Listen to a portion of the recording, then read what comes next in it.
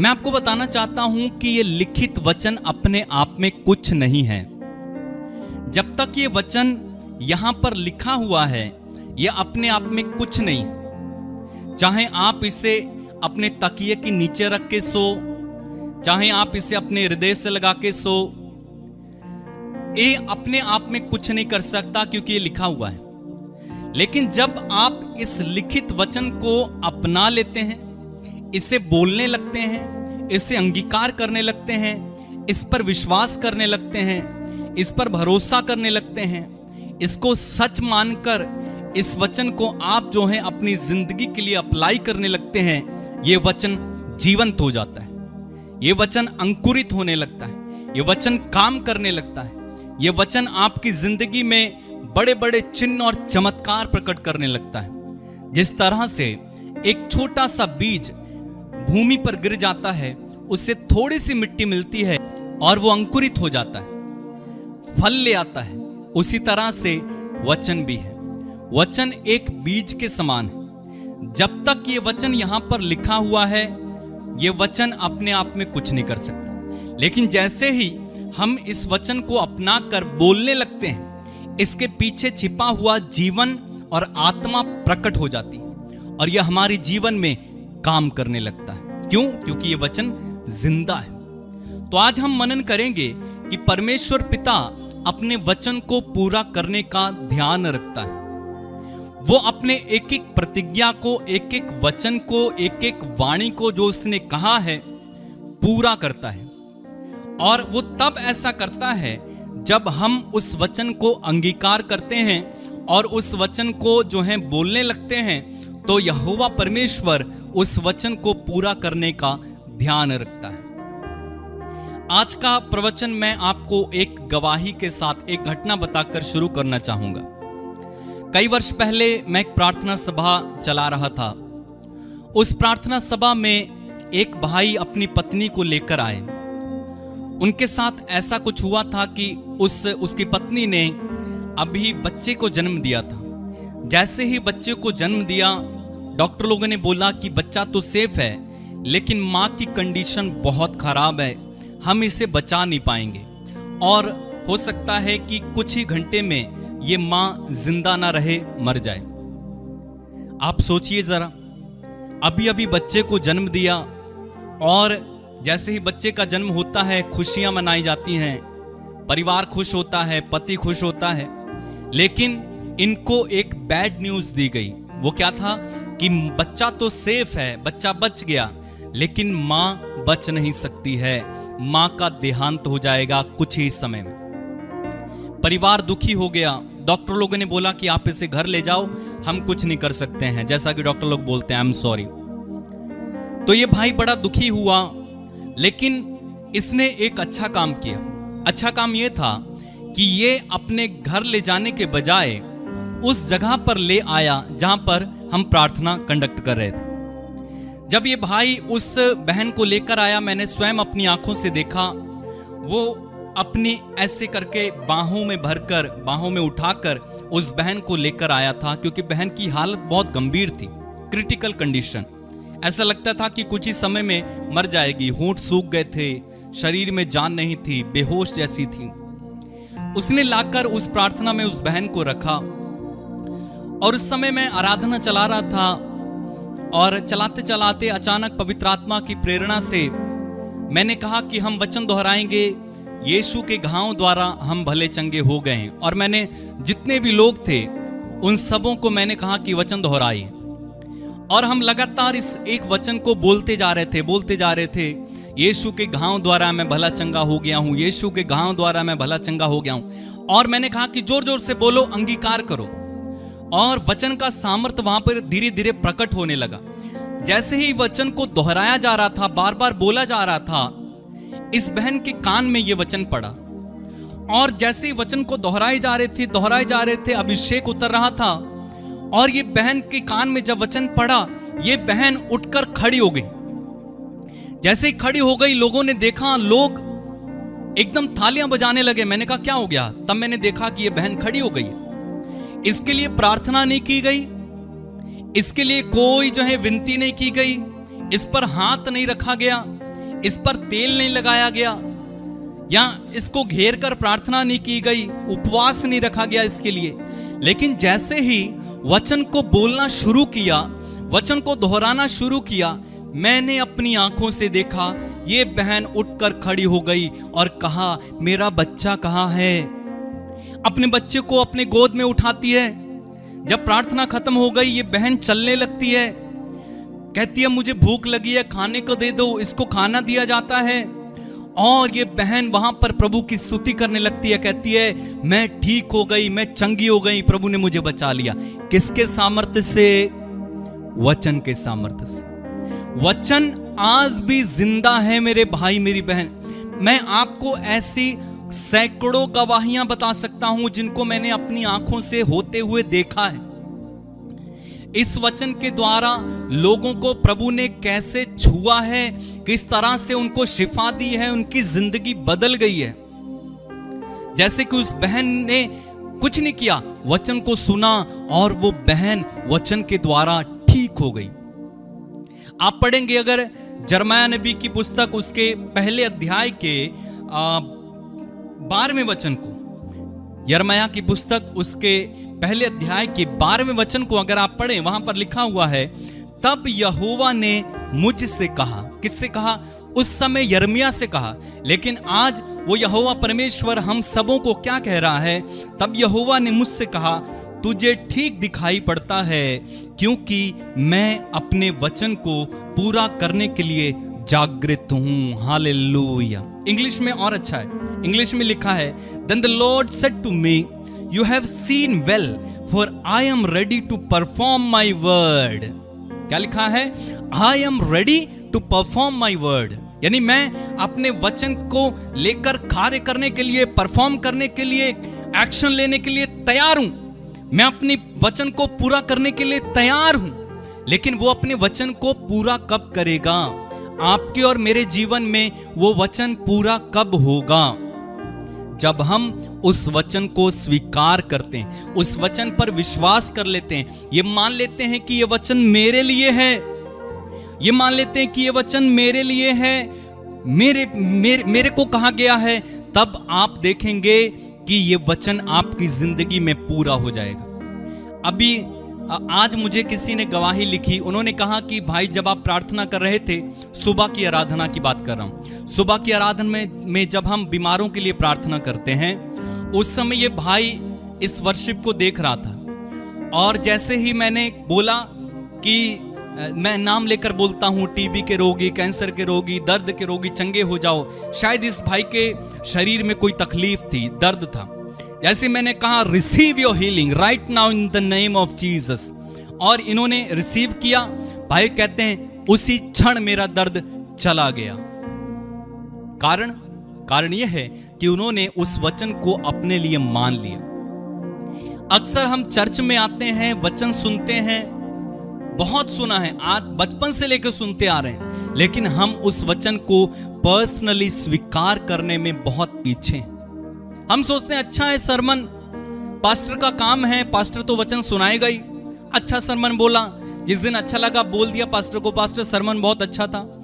लेकिन आपको जो बताया गया सरमन में, प्रीचिंग में बताया गया, जो वचन सुनाया गया, क्या आपने उसे अपने लिए लागू किया?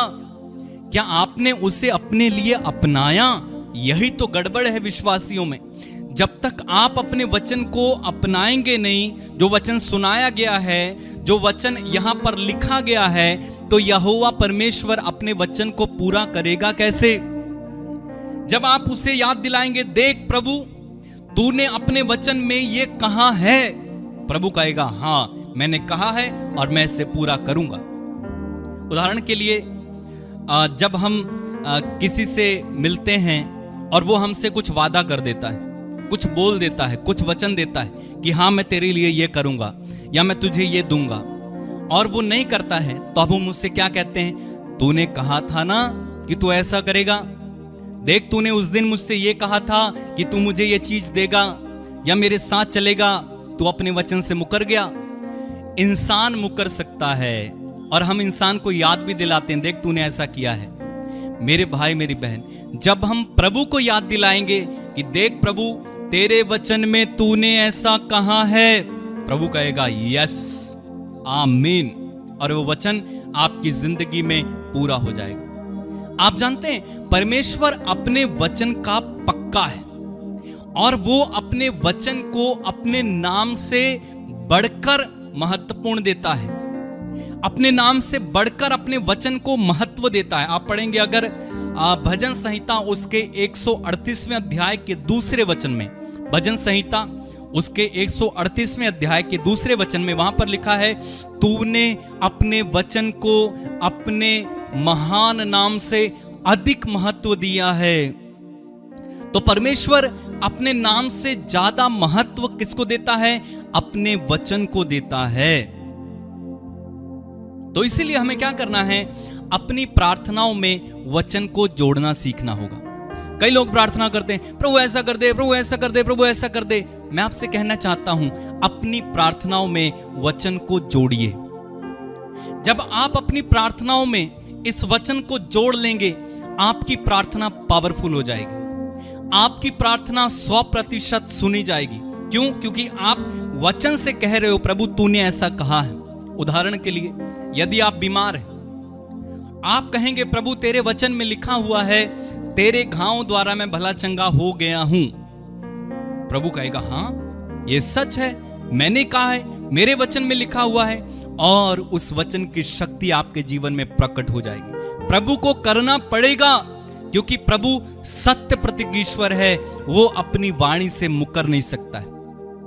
इंसान मुकर सकता है, इंसान धोखा दे सकता है, इंसान वादा करके ठुकरा सकता है, इंसान आपसे प्रॉमिस कर लेगा लेकिन उसके बाद वो प्रॉमिस तोड़ सकता है। लेकिन प्रभु ने जो प्रॉमिस किया है, प्रभु ने जो वचन दिया है, प्रभु ने जो कहा है, वो अपने वचन से कभी पीछे नहीं हटेगा। इसलिए क्या करें? आप अपनी प्रार्थनाओं में वचन को जोड़ लें। आज के बाद आप वचन से प्रार्थना करें, वचन लेके प्रार्थना करें। जो भी आपकी परिस्थिति है, जैसे भी परिस्थिति है, यदि आप बीमार हैं, चिंता में हैं, कर्ज में, गरीबी में, कोई अन्य परेशानी है, इस वचन को उठाइए, उस वचन को ढूंढिए जो आपकी परेशानी से रिलेटेड है, और जो प्रभु ने कहा है उस वचन को ढूंढिए और कहें प्रभु तूने अपने वचन में ऐसा कहा है, now you have to perform your word. प्रभु ने क्या कहा? मैं अपने वचन को पूरा करने का ध्यान रखता हूं। तो प्रभु जब आप वचन से प्रार्थना करेंगे, प्रभु अपने वचन को पूरा कर देगा। हालेलुया। देखिए मनुष्य भी कई बार अपने वचन को पूरा करने का बहुत ध्यान रखता है।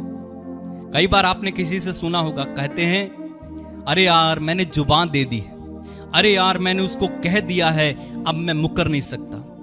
कई लोग अपने वचन के बड़े पक्के होते हैं, अगर उन्होंने कुछ कह दिया तो वो उसे पूरा करते हैं। मनुष्यों की बात कर रहा हूं। हम मरकुस रचित सुसमाचार उसके 6 अध्याय में यूहन्ना बपतिस्मा देने वाले और राजा हेरोदेस के विषय में पढ़ते हैं। राजा हेरोदेस ने यूहन्ना बपतिस्मा देने वाले को गिरफ्तार कर लिया था क्योंकि राजा ने अपने भाई की पत्नी को रख लिया था और यूहन्ना ने कहा था कि तेरे लिए अपने भाई की पत्नी को रखना अच्छा नहीं है। इस कारण राजा ने उसे गिरफ्तार कर लिया और जेल में डलवा दिया। और वाक्य 21 से हम पढ़ते हैं, मरकुस रचित सुसमाचार उसके 6 अध्याय के 21वें पद से हम पढ़ते हैं। वहां लिखा है, ठीक अवसर आया जब हेरोदेस ने अपने जन्मदिन में अपने प्रधानों और सेनापतियों और गलील के बड़े बड़े लोगों के लिए भोज दिया, तो हेरोदियास की बेटी भीतर आई और नाचकर हेरोदेस को और उसके साथ बैठने वाले को प्रसन्न किया। तब राजा ने लड़की से कहा, अब ध्यान से सुनिएगा, राजा ने लड़की से क्या कहा? तू जो चाहे मुझसे मांग, मैं तुझे दूंगा।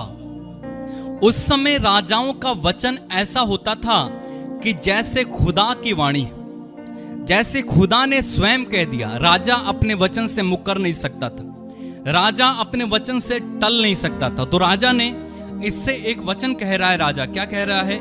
तू जो चाहे मुझसे मांग, मैं तुझे दूंगा। और उसने शपथ खाई, मैं अपने आधे राज्य जो कुछ तुम मुझसे मांगेगी मैं तुझे दूंगा। उसने शपथ खा ली कि मैं जो कह रहा हूं मैं उसे पूरा करूंगा। तब क्या हुआ? वह बोली, उसने बाहर जाकर अपनी माता से पूछा, मैं क्या मांगूं? वह बोली, यूहन्ना बपतिस्मा देने वाले का सिर। वह तुरंत राजा के पास भीतर आई और उससे विनती की, मैं चाहती हूं कि तू अभी यूहन्ना बपतिस्मा देने वाले का सिर एक थाल में मुझे मंगवा के दे। अब उसने क्या मांगा? यूहन्ना बपतिस्मा देने वाले का सिर। और इधर राजा ने शपथ खाकर उससे कहा था, एक वचन दिया था कि तू चाहे जो कुछ मांगे मैं तुझे दूंगा। अब देखिए आगे। तब राजा बहुत उदास हुआ। क्यों? क्योंकि राजा नहीं चाहता था कि यूहन्ना बपतिस्मा की हत्या कर दी जाए, क्योंकि राजा को उसकी बातें सुनना पसंद था और कहीं ना कहीं राजा को उससे सहानुभूति थी। राजा उसको एक नबी मानता था। इसलिए क्या हुआ? राजा उदास हुआ, परंतु अपनी शपथ के कारण और साथ बैठने वालों के कारण उसे टालना ना चाहा। देखिए किसके कारण टालना ना चाहा? अपनी शपथ के कारण। जो वचन उसने दिया था, जो वचन उसके मुंह से निकला था, उस वचन के कारण और जो शपथ उसने खाई थी उसके कारण क्या हुआ? उसने उस वचन को टालना ना चाहा और आप आगे जानते हैं कि उसने आज्ञा दी और यूहन्ना बपतिस्मा का सिर काट दिया गया। एक मनुष्य होकर उसने अपने वचन को निभाया और एक व्यक्ति की हत्या करवा दी। सोचिए, अगर एक मनुष्य होकर वो ऐसा कर सकता है तो परमेश्वर अपने वचन का कितना पक्का होगा। परमेश्वर अपने वचन को पूरा करने का कितना पक्का और कितना उतावला है। मेरे भाई मेरी बहन, अगर मनुष्य अपने वचन पूरा करने के लिए एक व्यक्ति की हत्या तक करवा सकता है तो सोचिए परमेश्वर जीवन देने के लिए, परमेश्वर आबाद करने के लिए, तरक्की देने के लिए, चंगा करने के लिए, शिफा देने के लिए क्या नहीं करेगा। वो सब कुछ कर सकता है अपने वचन को पूरा करने के लिए। एक और उदाहरण मैं दूंगा कि मनुष्य किस तरह से अपने वचन का पक्का है और किस तरह से मनुष्य अपने वचन को पूरा करता है, और उसके बाद हम तुलना करेंगे परमेश्वर से। आप पढ़ेंगे न्यायियों की पुस्तक उसके 11वें अध्याय के 29वें वचन से अगर आप पढ़ेंगे, वहां पर हम यिप्ताह के बारे में पढ़ते हैं। यिप्ताह ने भी एक वचन दिया था, क्योंकि वो अम्मोनियों से लड़ने गया था और उसने एक प्रतिज्ञा की थी प्रभु से। आप पढ़े मेरे साथ, बहुत अच्छा है। न्यायियों की पुस्तक उसके 11वें अध्याय के 29वें वचन में अगर आप कहें तो वहां पर लिखा हुआ है, वहां लिखा है, तब यहोवा का आत्मा यिप्ताह में समा गया और वो गिलाद और मनश्शे से होकर गिलाद के मिस्पे में आया और गिलाद के मिस्पे से होकर अम्मोनियों की ओर चला। और यिप्ताह ने ये कहकर यहोवा की मन्नत मांगी। अब देखो वो यहोवा परमेश्वर से क्या कह रहा है? एक वचन कर रहा है, एक मन्नत मांग रहा है, एक प्रॉमिस यहोवा से कर रहा है। क्या कर रहा है?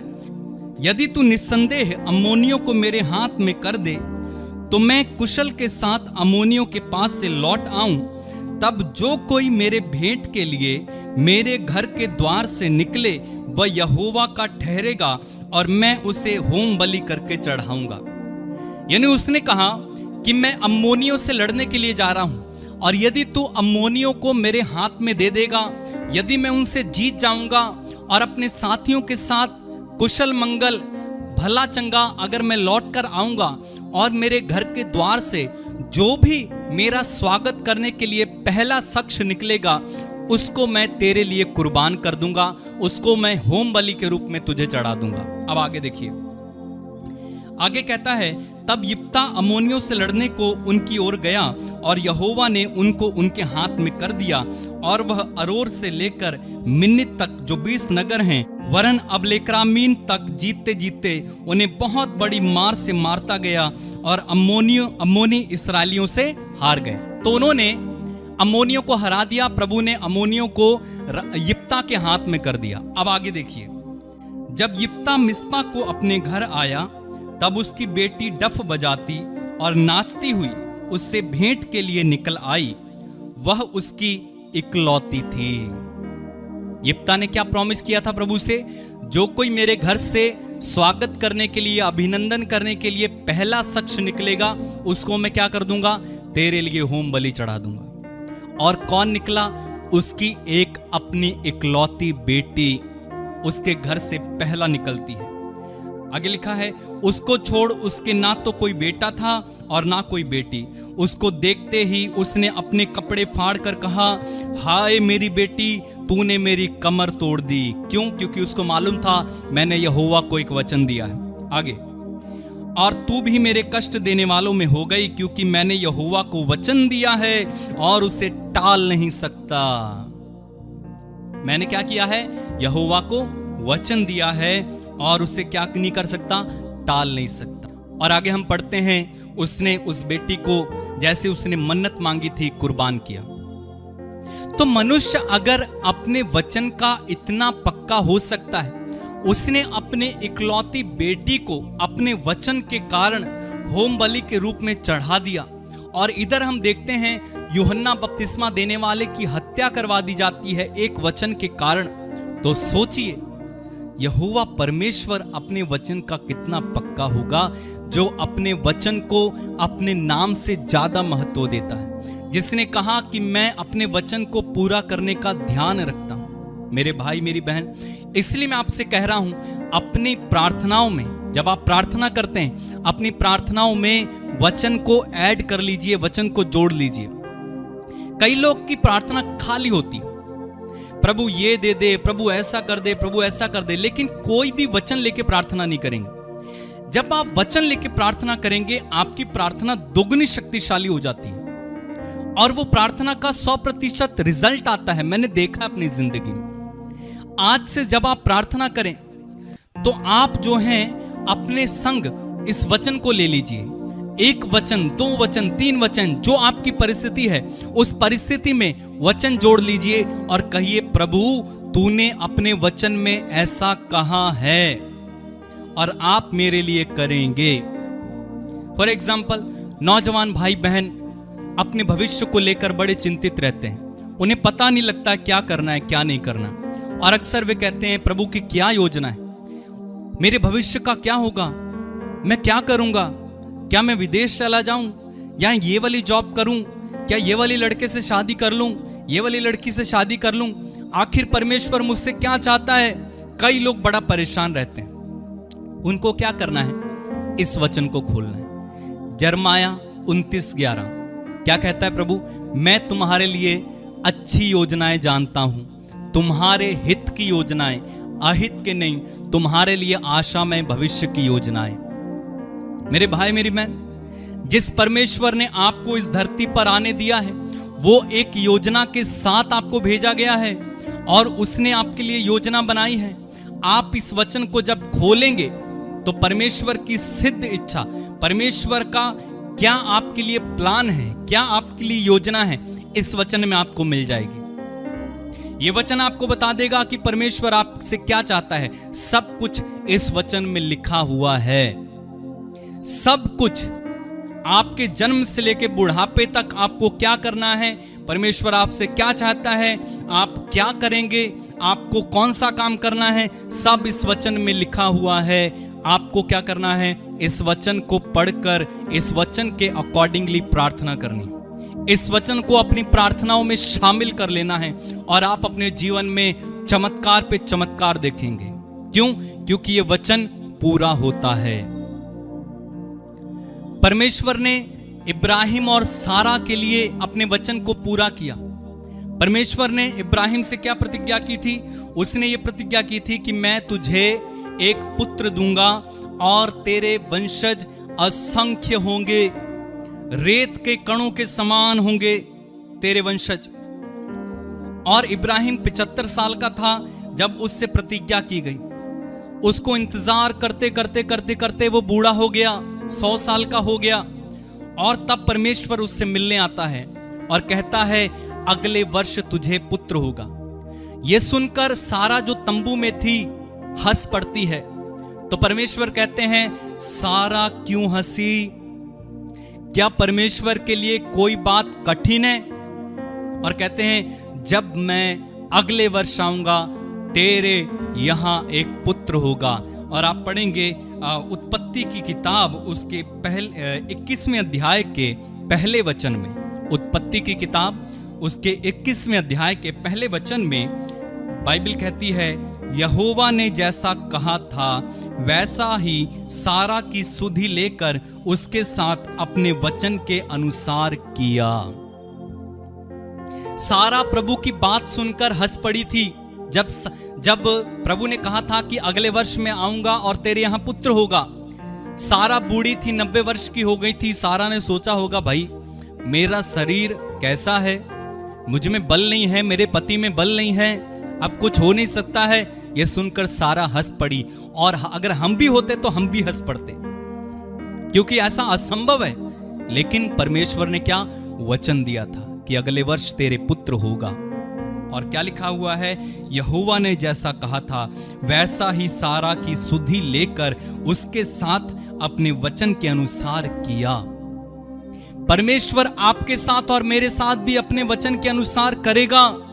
जब आप उस वचन पर ट्रस्ट कर लेते हो, उस वचन को अंगीकार कर लेते हो, उस वचन को पकड़ लेते हो कि ये वचन मेरे लिए है, ये वचन मेरे लिए कहा गया है। अगर आपने देखा होगा, कई बार जब सभाओं में वचन सुनाया जाता है, वचन सुनते सुनते लोग चंगे होने लगते हैं, वचन सुनते सुनते बंधन टूटने लगते हैं, वचन सुनते सुनते लोगों के जीवन में आशीष उतर कर आने लगती है।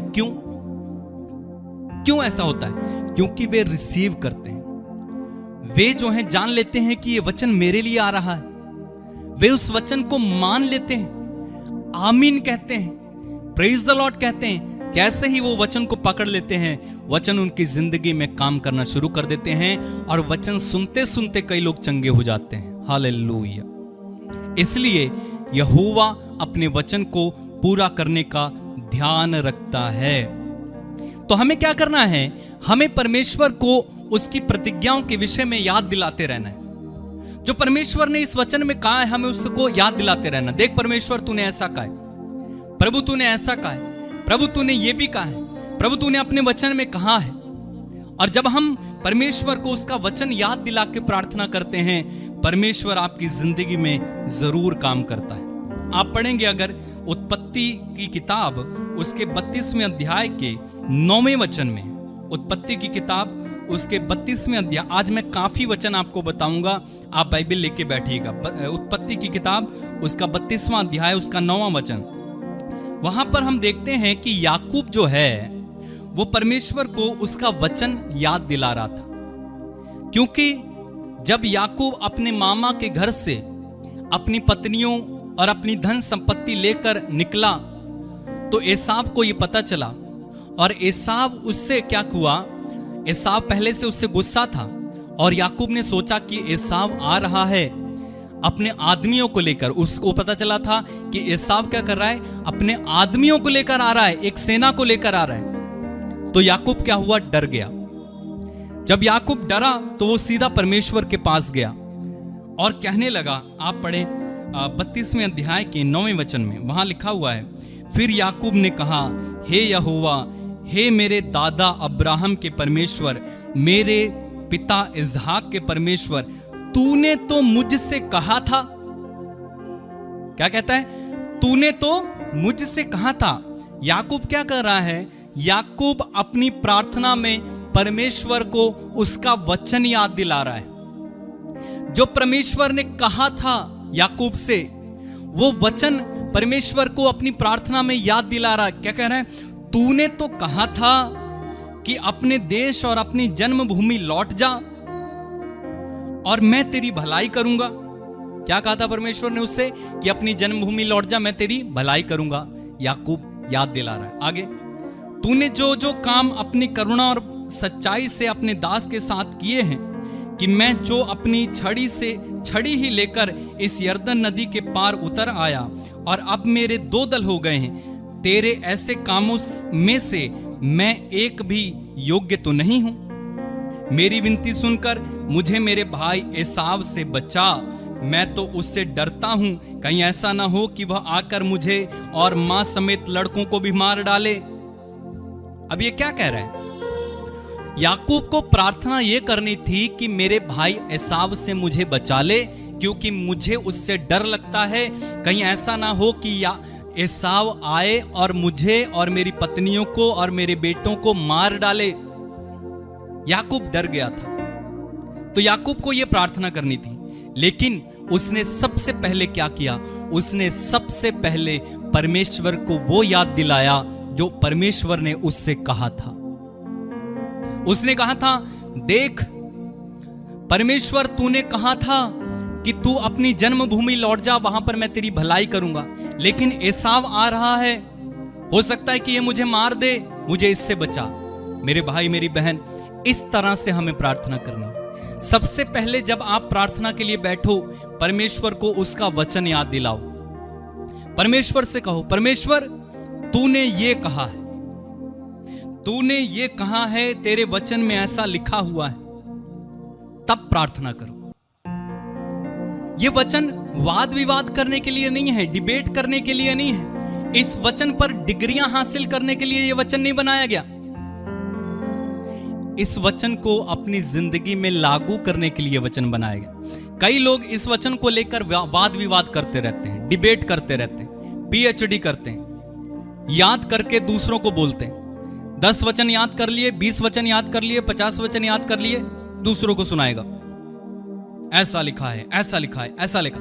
हालांकि वो अपने जीवन में लागू नहीं कर रहा है, उसको इस वचन से अपनी जिंदगी में क्या करना है कुछ नहीं मालूम, लेकिन वचन याद कर लिया, उससे डिबेट करेगा, दूसरे के पास जाएगा, वाद विवाद करेगा, झगड़ा करेगा वचन को लेकर। यह वचन झगड़ा करने के लिए नहीं है।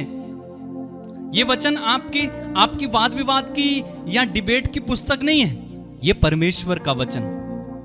कई लोग मेरे पास आते हैं और कहते हैं, अच्छा ये बताइए कि प्रभु ने आकाश और पृथ्वी की सृष्टि की, सब कुछ बनाया, तो प्रभु को किसने बनाया? अरे भाई, आपको जानकर क्या करना है कि प्रभु को किसने बनाया? इतना मान लो ना कि परमेश्वर है। जब आप इतना मान लोगे कि परमेश्वर है, तो आपकी जिंदगी में परमेश्वर काम करेगा।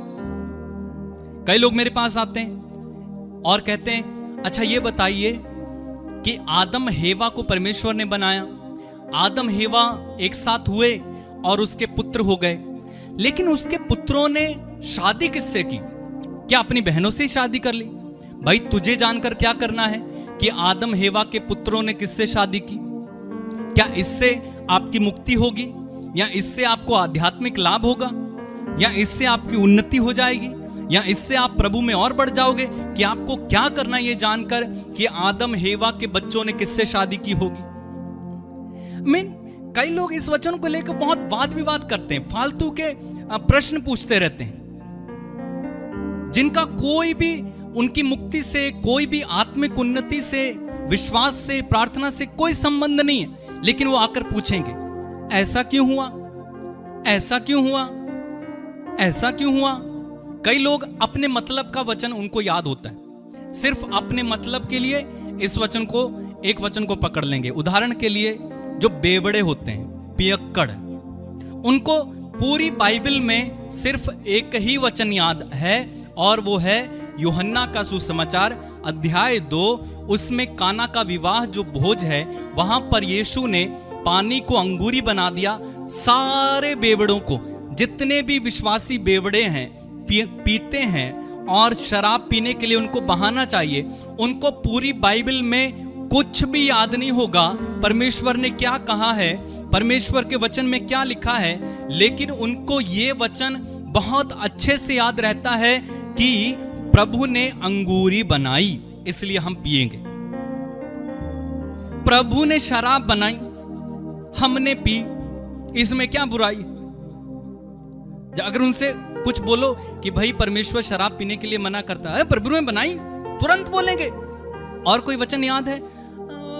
नहीं, और तो कुछ याद नहीं है। मुझे समझ में नहीं आता। कई लोगों को सिर्फ अपने मतलब का वचन याद है, इसमें केवल वाद विवाद करने के लिए। कई लोग आज YouTube पर चैनल खोल के बैठे हैं इस वचन से विवाद करने के लिए। सबको बोलेंगे, जिसके प्रचार में थोड़ी सी गलती दिख गई, थोड़ा सा भी अगर एक दो शब्द इधर उधर हो गया, देखो ये प्रचारक झूठा है, देखो ये प्रचारक झूठा है, देखो वो भविष्यवक्ता झूठा है। YouTube पे चैनल खोल के बैठे हैं दूसरों की गलती पकड़ने के लिए। अरे भाई, तुझे इससे क्या मतलब? उसका लेखा प्रभु देगा। तू सबको झूठा झूठा झूठा झूठा बोलता है, तो तू सच क्या है वो बता ना। तू क्यों नहीं कलीसिया चला रहा है? तू क्यों नहीं वचन सुना रहा है? जो सच है वो बता।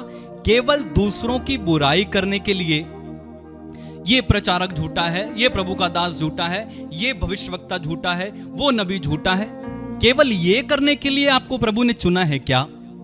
मैंने कहा ना, कई लोग केवल ये वचन केवल वाद विवाद के लिए, दूसरों पर दोष लगाने के लिए, दूसरों की गलती पकड़ने के लिए बैठे, दूसरों को किस तरह से नीचा दिखा दिया जाए, किस तरह से हम बड़े बन जाए, हमको बहुत आता है, हम बहुत वचन जानते हैं, हम बहुत वचन से भरे हुए।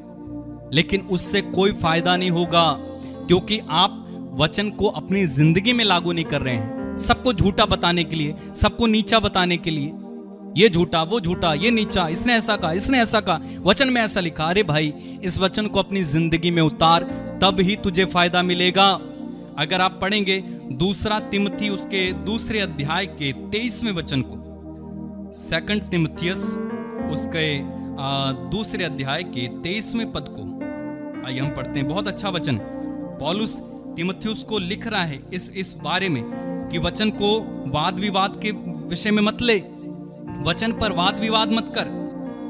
दूसरा तिमोथी उसका दूसरा अध्याय 23वां वचन में पढ़ रहा हूं। पर मूर्खता और अविद्या के विवादों से अलग रहे, क्योंकि जानता है कि इनसे झगड़े उत्पन्न होते हैं। प्रभु के दास को झगड़ालू नहीं होना चाहिए। क्या कहता है? कि अविद्या के विवादों से, मूर्खता और अविद्या के विवादों से दूर रहे। कई लोग अपनी मूर्खता का परिचय देते हैं, ये कैसे हुआ, वो कैसे हुआ, ये क्यों हुआ, वो क्यों हुआ। अरे भाई, तेरे को क्या करना है? जो इस वचन में लिखा हुआ है उसको पढ़ और अपनी जिंदगी पर लागू कर, तभी इस वचन का फल मिलेगा, वरना कोई फल नहीं मिलेगा। यह वचन केवल लिखित रह जाएगा जब तक कि आप इसे लागू नहीं करेंगे। जो लोग डिबेट करते हैं, जो लोग इस वचन को लेकर वाद विवाद करते हैं, जो दूसरों को नीचा दिखाते हैं या दूसरों को झूठा झूठा बोलते हैं, मैं आप सबों को चेतावनी देना चाहता हूं, इन सब से दूर रहिए, अन्यथा आप अपने ऊपर दंड को लेकर आ सकते हैं। आप पढ़ेंगे पहला तिमोथियुस उसके 6 अध्याय के 4 वचन में, 6 अध्याय के 4 वचन में, ये एक प्रकार का रोग है जो ऐसा करते हैं, जो वाद विवाद करते हैं, डिबेट करते हैं, दूसरों को तुरंत जो है कहीं भी बैठेंगे उनका शुरू हो जाएगा, ये वचन में ऐसा लिखा है, तुम तो ऐसे कह रहे हो, अरे नहीं ये ऐसा है, अरे नहीं वो वैसा है, अरे ईश्वर को किसने पैदा किया, आदम हेवा के बेटों ने किससे शादी की, अरे नूह ने जहाज कैसे बनाया होगा, अरे वो ऐसा कैसे हुआ होगा, अरे वो ऐसा कैसे। तो ऐसे लोगों के बारे में संत पौलुस कहते हैं ये एक प्रकार का रोग है, बीमारी है। आप पढ़े पहला तिमोथियुस उसके 6 अध्याय का 4 वचन, वहां लिखा हुआ है, तो वह अभिमानी हो गया है, यानी वो घमंडी हो गया है, उसको थोड़े वचन याद हो गए, 10 20 50 वचन याद कर लेता है, तो वह अभिमानी हो गया है और कुछ नहीं जानता, वरन उसे विवाद और शब्दों पर तर्क करने का रोग है। क्या है? विवाद और शब्दों पर तर्क करने का रोग है, जिससे डाह और झगड़े और निंदा की बातें और बुरे बुरे संदेह और मनुष्यों में व्यर्थ के रगड़े झगड़े उत्पन्न होते हैं। इनसे कुछ लाभ नहीं होता। ये रोग है मेरे भाई, इस रोग से मुक्त हो जाओ। मुझे याद है एक बार मैं कहीं पर वर्शिप कर रहा था, तो मैंने गीत गाया, यीशु मसीह तेरे जैसा है कोई नहीं, तेरे चरणों में झुके आसमां और महिमा गाए जमी। एक्चुअली में वहां लिरिक्स है जमी, लेकिन मैंने कह दिया कि और महिमा गाए सभी। मैंने ऐसा कहा, यीशु मसीह तेरे जैसा है कोई नहीं, तेरे चरणों में झुके आसमां और महिमा गाए सभी। मैंने सभी कह दिया। तो वहां पर एक पास्टर बैठे हुए थे, पूरी वर्शिप चली, वचन चला, प्रार्थना हुई, करीब करीब 2-3 घंटे बाद, 2-3 घंटे का प्रोग्राम था, 2-3 घंटे चला। मैं बाहर आया और वो दौड़कर मेरे पास आए। उन्होंने कहा, ब्रदर मैं आपको कुछ कहना चाहता हूं, बुरा तो नहीं मानोगे? मैंने कहा नहीं, कहिए। उन्होंने कहा, ब्रदर आपने जो पहला गीत लिया था उसमें आपने जमी नहीं बोला, सभी बोला। मैंने अपना माथा पकड़ा, मैंने कहा बाप रे, पहला गीत लिया, शुरू से अंत तक सब कुछ हो गया, लेकिन ये भाई केवल जमी पर टिका रहा, केवल उसको क्या दिखाई दिया कि ब्रदर संदीप ने जमी नहीं बोला, सभी बोल दिया। तो कई लोग गलतियां पकड़ने के लिए बैठे हुए, अरे क्या भाई क्या हो गया, जमी बोल दिया या सभी बोल दिया, जमी में हम सभी तो रहते हैं, तो क्या दिक्कत हो गई, कुछ हो गया क्या? परमेश्वर जानता है ना, परमेश्वर को पता है ना। वो भाई मुझसे आके बोलते हैं तूने जमी नहीं बोला, सभी बोला। मैंने कहा आई एम सो सॉरी, अगली बार से मैं सभी नहीं बोलूंगा, जमी बोलूंगा। बताइए, ऐसे ऐसे लोग तर्क वितर्क वाद विवाद में पड़े हैं। इससे क्या होगा? इससे झगड़ा उत्पन्न होगा। इसलिए हमें क्या करना है? इस वचन को लेकर वाद विवाद नहीं करना है, बल्कि इस वचन को सच मानकर अपनी जिंदगी पर लागू कर लेना है। इस वचन को ये जैसा कहता है वैसा करना है। जैसा इस वचन में लिखा है उसको सच मानकर, जिंदा वचन मानकर और परमेश्वर का सामर्थ्य मानकर, परमेश्वर की कही बात मानकर उस वचन को पकड़कर उस पर चलने लगना है, उसको बोलना है, उसको स्वीकार करना है, उसको अंगीकार करना है। मैं आपको कुछ वचन बताना चाहता हूं, और उसके पहले मैं बताना चाहता हूं यह वचन टोना टोटका भी नहीं है। कई लोग इस वचन को टोटके की तरह इस्तेमाल करते हैं, टूने की तरह, है ना, जैसे कि टोना टोटका कर देते ना, क्या बोलेंगे उसको, जैसे कि उदाहरण के लिए मैं बताता हूं, कई लोग बाइबल लेंगे, खोलेंगे, प्रभु मुझसे बात कर, धड़ाक से वचन खोला और लिखा आता है मैं तुझे तलवार की घाट उतार दूंगा।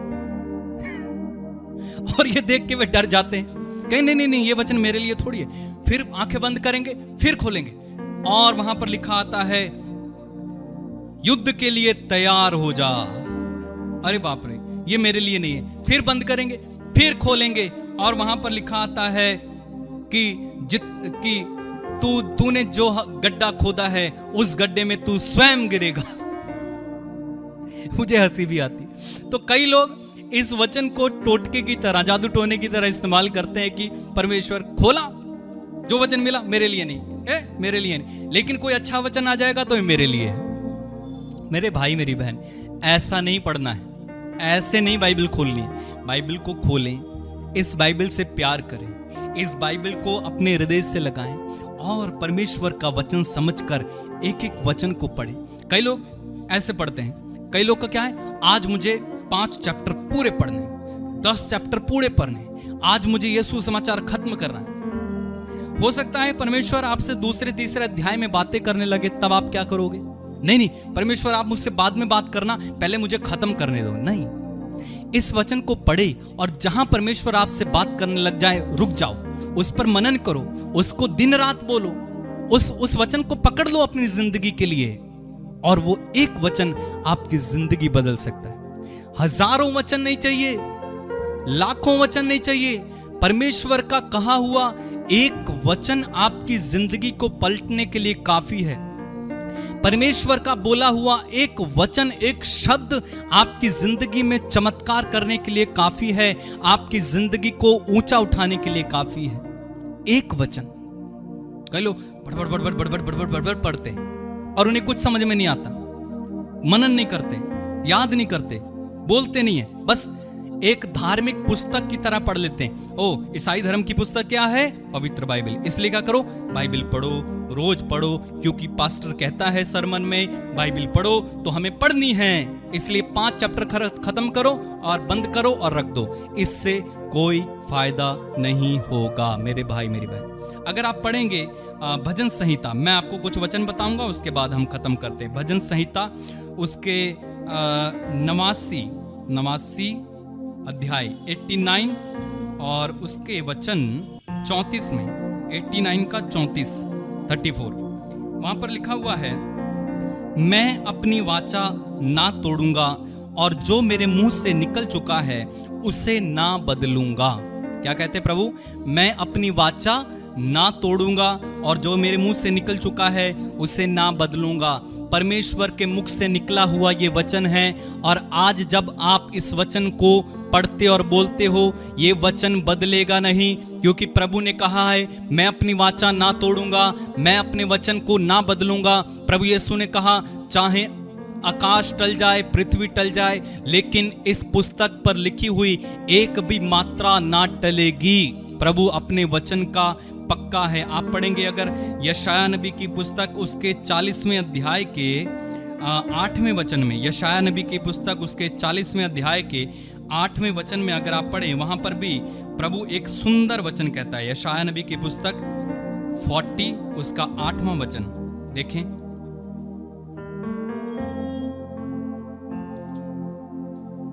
वहां पर लिखा हुआ है, घास तो सूख जाती और फूल मुरझा जाता है, परंतु हमारे परमेश्वर का वचन सदैव अटल रहेगा। घास तो सूख जाती है और फूल मुरझा जाता है, परंतु हमारे परमेश्वर का वचन सदैव अटल रहेगा। मेरे भाई मेरी बहन, सब कुछ खत्म हो जाएगा, घास मुरझा जाएगी, पहाड़ नदी नाले सब सूख जाएंगे, कुछ नहीं होगा, लेकिन एक चीज हमेशा बनी रहेगी, वो है परमेश्वर का वचन। मैं आपको क्यों वचन के बारे में सिखा रहा हूं? ताकि आप अपनी परिस्थितियों से लड़ सको, आपका भरोसा इस वचन पर हो जाए। कई लोगों का भरोसा केवल तेल, पानी, अगरबत्ती, मोमबत्ती, लॉकेट और जो है गले में क्या पहनते, सब कुछ भरोसा उन पर है। इस वचन पर भरोसा नहीं, इस वचन पर भरोसा नहीं। कई लोग को भरोसा है, अरे मेरे पड़ोसी ने मेरे लिए ये कर दिया, जादू टोना कर दिया, फलाना कर दिया, लेकिन उनको ये भरोसा नहीं है कि बाइबल में लिखा हुआ है तेरे विरुद्ध गड़ा हुआ कोई भी तंत्र मंत्र तेरे विरुद्ध नहीं चलेगा। इस पर भरोसा नहीं करेंगे। भरोसा किस पे? गलत बातों पे। मेरे भाई मेरी बहन, वचन पर भरोसा करना सीखो। परमेश्वर अपने वचन पर पक्का है, बदलेगा नहीं। आप जो इसमें से क्लेम करोगे वो आपकी जिंदगी में होगा, 100% होगा। क्लेम करना सीखो, अपनी प्रार्थनाओं में इस वचन को जोड़ना सीखो, इस वचन को लेके प्रार्थना करो। जैसी आपकी परिस्थिति है, जो भी आपकी परिस्थिति है, जिस परिस्थिति से आप गुजर रहे हैं, इस वचन को अपनी प्रार्थनाओं में शामिल कर लो और आप अपनी जिंदगी में एक चमत्कार देखोगे, एक अभूतपूर्व चमत्कार। आप अपनी जिंदगी को ऊपर उठता हुआ देखोगे, आप अपनी जिंदगी में तरक्की देखोगे, आप अपनी जिंदगी में स्वास्थ्य देखोगे, आप अपनी जिंदगी में उन्नति देखोगे। आप पूंछ नहीं बल्कि सिर बनकर जीने लगोगे यदि आप इस वचन के अकॉर्डिंगली चलेंगे। आई होप कि आपको समझ में आया होगा। आज से अपनी प्रार्थनाओं में वचन को शामिल करना सीखें। आइए हम प्रार्थना करें। अपनी आंखें बंद रखें। मैं आपके लिए इस समय प्रार्थना करूं। धन्यवाद दे प्रभु, धन्यवाद दे उसका अनमोल वचन, ओ महत्वपूर्ण वचन, मेरे मार्ग के लिए प्रकाश, मेरे पथ के लिए उजाला। प्रभु का वो वचन है, वचन मेरी जिंदगी है। परमेश्वर का कहा हुआ वचन टल नहीं सकता। परमेश्वर का कहा हुआ एक एक वचन सत्य है। ये वचन वाद विवाद करने के लिए नहीं है, ये वचन डिबेट करने के लिए नहीं है, बल्कि ये वचन हमारी जिंदगी में जीवन भरने के लिए, सूखी हड्डियों को फिर से नया बनाने के लिए है। बाइबल कहती है वो समय आ रहा है, आ ही गया है, जब मृतक प्रभु की वाणी सुनेंगे और जो सुनेंगे उनमें जीवन आ जाएगा। धन्यवाद दें, तारीफ करें, महिमा करें। इस वचन को आज से अपनी जिंदगी बनाएं। प्रार्थना में इस वचन को शामिल करें। प्रभु को याद दिलाएं कि उसने क्या कहा है। प्रभु को याद दिलाएं कि उसने अपने वचन में मेरी परिस्थिति के लिए क्या कहा है। अगर मनुष्य अपना वचन इतनी शिद्दत से पूरा कर सकता है कि वो हत्याएं भी करा दे, तो क्या परमेश्वर जो भला है वो आपकी भलाई के लिए इस वचन को इस्तेमाल नहीं कर सकता? क्या वो अपने वचन से मुकर जाएगा? क्या वो अपने वचन से टलेगा? कभी नहीं। वो वचन आप में पूरा करेगा। आज से वादा करें, प्रभु मैं तेरे वचन अपनी जिंदगी बना लूंगा। तेरे वचन के अलावा मैं कोई बात अपनी जिंदगी में आने नहीं दूंगा। इस वचन पर वाद विवाद करने के लिए नहीं, बल्कि इस वचन को अपना जीवन मानकर जीने के लिए मुझे कृपा देना। धन्यवाद। अनमोल वचन तेरा प्रभु, पथ के लिए मेरा दीपक बना। रोशनी तू है खुदा यीशु, मेरे लिए तू ज्योति बना। अनमोल वचन तेरा प्रभु, पथ के लिए मेरा दीपक बना। रोशनी तू है खुदा यीशु, मेरे लिए तू ज्योति बना। आदि में वचन था, वचन परमेश्वर था, सामर्थी वचन से तूने दुनिया बनाई।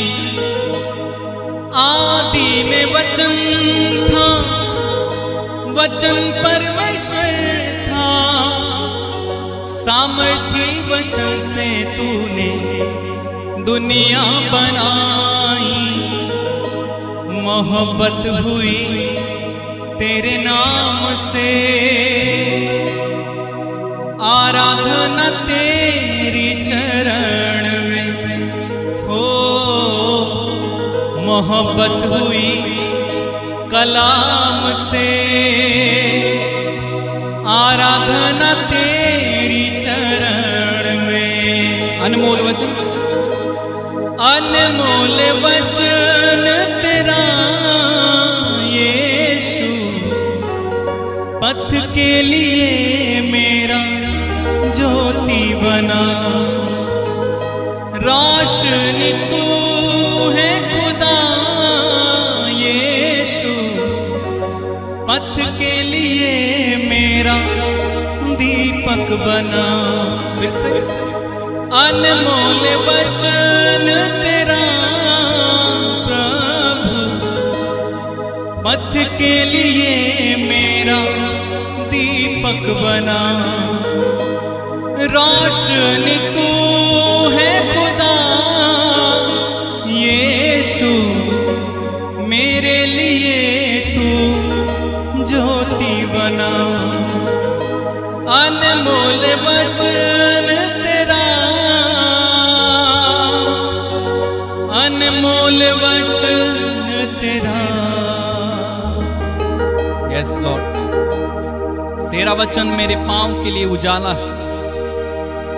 धन्यवाद प्रभु तेरे वचन के लिए, जीवंत वचन के लिए। मेरे भाई मेरी बहन इस समय अपनी आंखें बंद रखें, मैं आपके लिए प्रार्थना करने जा रहा हूं। सबसे पहले बीमारों के लिए हम प्रार्थना करते हैं। यीशु ने कहा, तुम रोगियों पर हाथ रखोगे, रोगी ठीक हो जाएंगे।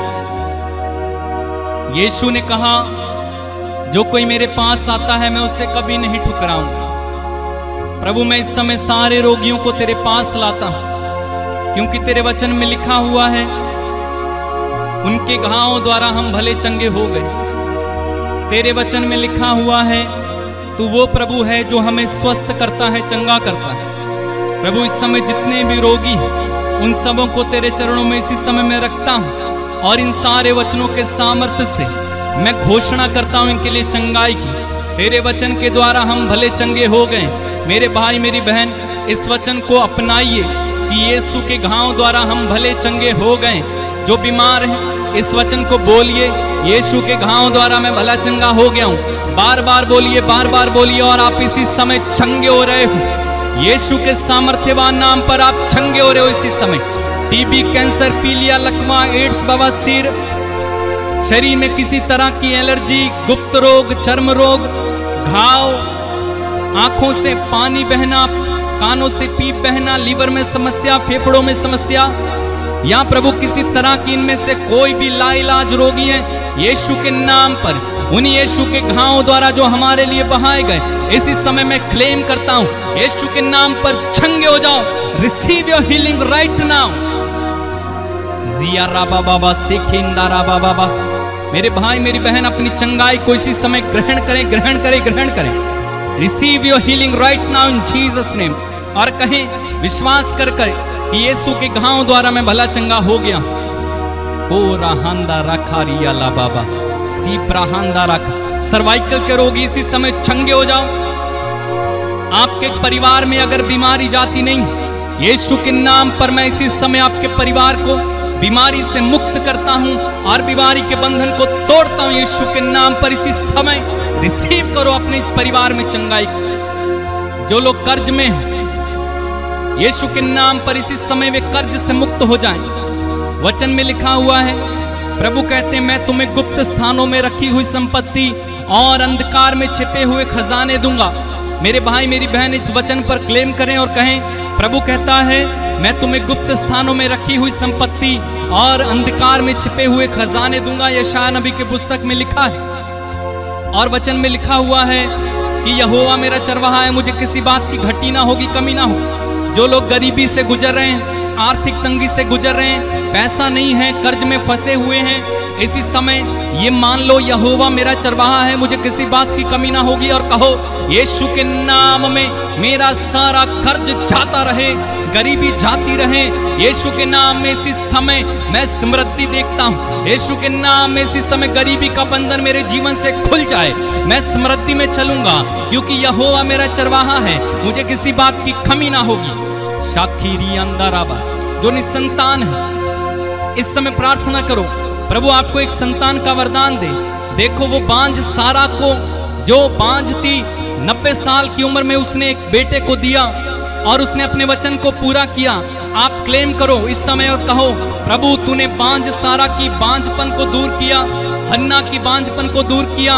इसलिए मैं प्रार्थना करती हूँ यीशु के नाम में इसी समय प्रभु मेरी कोख में तेरा आशीर्वाद उतर आए और मैं बच्चा कंसीव कर पाऊं यीशु के नाम में। यारा बाबा बा सेठियरी अंदाला बहांदा राखारी यारा बा। प्रार्थना करो, प्रार्थना करो। जो पति पत्नी मनमुटाव में जी रहे हैं, तलाक होने वाला हो गया है, प्रभु ने कहा जिससे प्रभु ने जोड़ा है उसे मनुष्य अलग ना करे। इसलिए इस समय प्रार्थना करो।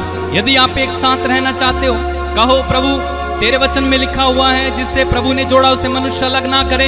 मेरे रिश्ते में प्रभु, हमारे रिश्ते में ऐसी कोई भी बात है जो हमें अलग कर रही है, यीशु के नाम पर ऐसी सारी बातों को हम खारिज करते हैं और प्रार्थना करते हैं हम दोनों एक हो जाएं। फिर से हमारे बीच में जो मनमुटाव है वो दूर हो जाए, तलाक ना हो प्रभु, हम अलग ना रहें बल्कि सारी जिंदगी एक होकर जिए, प्यार में जिए। प्रार्थना करें इस समय। हो रहा रखा रही अंदर बसिया रखा।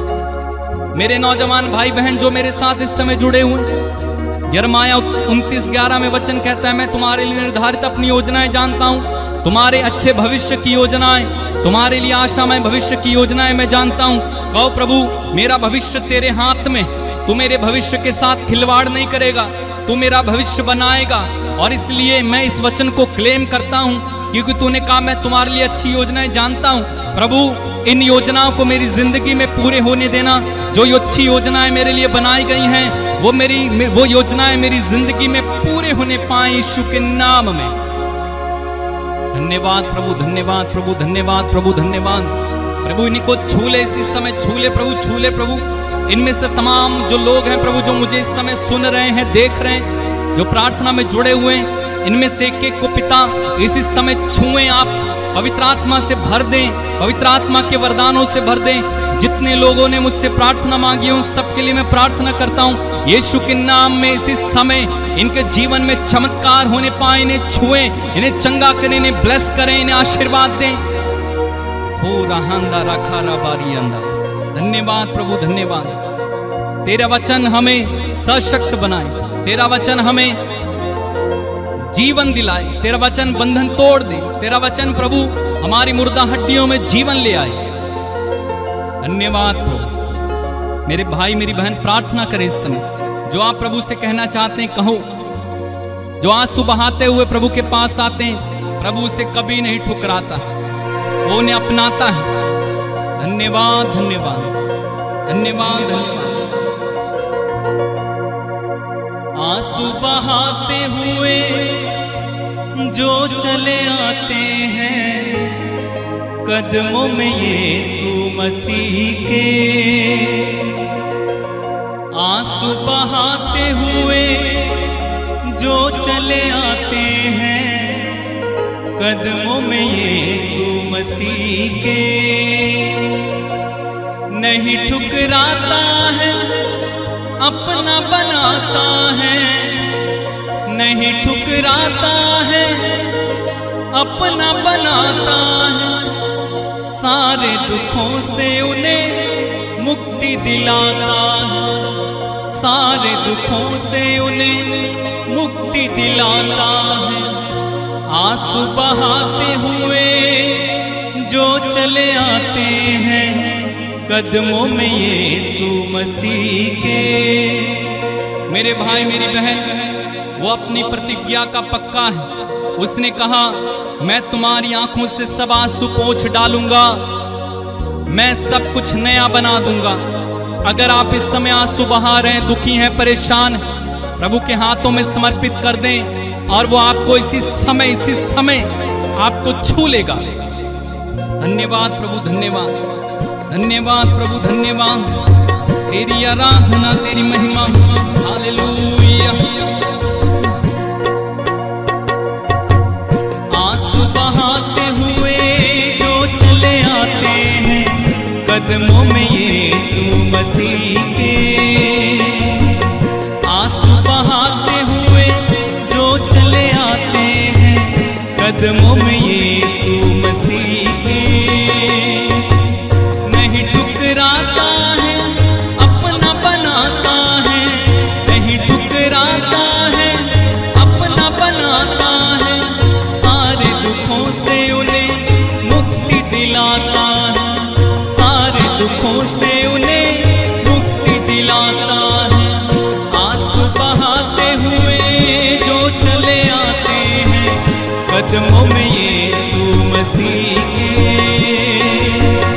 आंसू बहाते हुए जो चले आते हैं कदमों में यीशु मसीह के, आंसू बहाते हुए जो चले आते हैं कदमों में यीशु मसीह के, नहीं ठुकराता है अपना बनाता है, नहीं ठुकराता है अपना बनाता है, सारे दुखों से उन्हें मुक्ति दिलाता है। आंसू बहाते हुए जो चले आते हैं कदमों में यीशु मसीह के,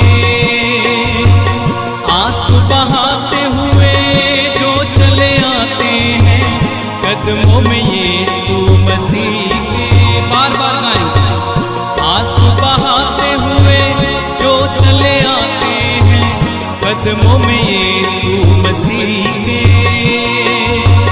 नहीं ठुकराता है अपना बनाता है, नहीं ठुकराता है अपना बनाता है, सारे दुखों से उन्हें मुक्ति दिलाता है। आंसू बहाते हुए जो चले आते हैं कदमों में यीशु मसीह के, आंसू बहाते हुए जो चले आते हैं कदमों में यीशु मसीह के,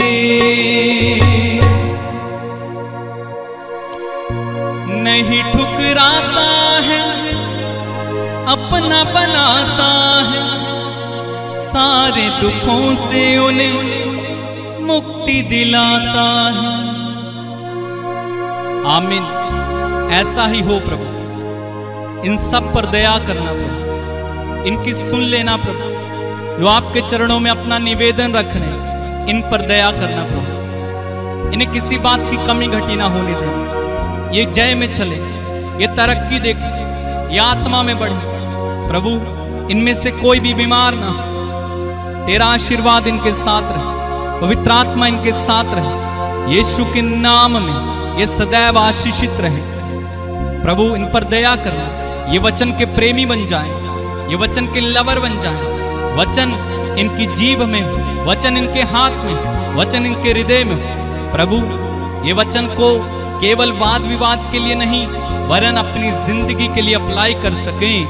मैं प्रार्थना करता हूं प्रभु, इनमें से जो लोग भी जिस किसी चीज की आवश्यकता में उन सबको वो प्रदान करना।